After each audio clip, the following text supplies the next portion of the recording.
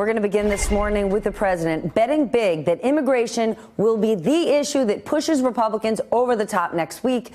But by characterizing migrants as invaders and now threatening to end birthright citizenship, the president appears intent on redefining how our country treats immigrants without Congress having any say at all. I have a great team here to help break all of it down. But first, I want to explain exactly what we're talking about. This news just dropped several hours ago. Axios revealing part of a new interview with the president in which he says he is going to unilaterally end birthright citizenship. That is the longstanding policy that automatically grants citizenship to anyone born in the United States, regardless of whether their parents have legal status. Please listen. It was always told to me that you needed a constitutional amendment. Right. Guess 14th what? Amendment. You don't. You don't.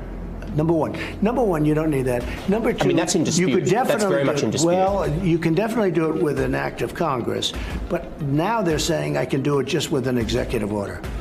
Now, how ridiculous! We're the only country in the world where a person comes in, has a baby, and the baby is essentially a citizen of the United States for 85 years with all of those benefits. It's ridiculous. It's ridiculous.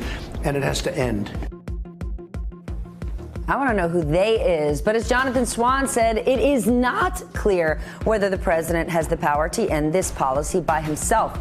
The 14th Amendment to the United States Constitution says, quote, all persons born or naturalized in the United States and subject to the jurisdiction thereof are citizens of the United States and the state wherein they reside. It is not clear whether the framers of the Constitution intended the line about jurisdiction to include the children of foreigners or not, but for the past 231 years, it has been assumed that they did. Regardless, this is just one part of a multi-part strategy by the administration to use immigrants as a wedge issue for Republicans. On Monday, the U.S. military said it would send 5,200 troops to the southwest border in response to a group of migrants traveling north through Central America. By way of comparison, if you take the 2,100 members of the National Guard already on the border and add 5,200 more, you get roughly the same number of U.S. troops that are serving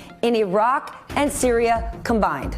All of this for a group of people, a lot of whom are mothers and children, who pose no imminent threat to the United States. They are still thousands of miles away and couldn't possibly get to the U.S. border before mid-November. These troops are being rushed to the border in time for the midterms, not in time for the migrants to arrive. And as we have reported, the administration has provided zero evidence to back up the repeated claims that they pose a threat in the first place. But the president told Fox's Laura Ingraham he's got a plan for any migrants who do arrive.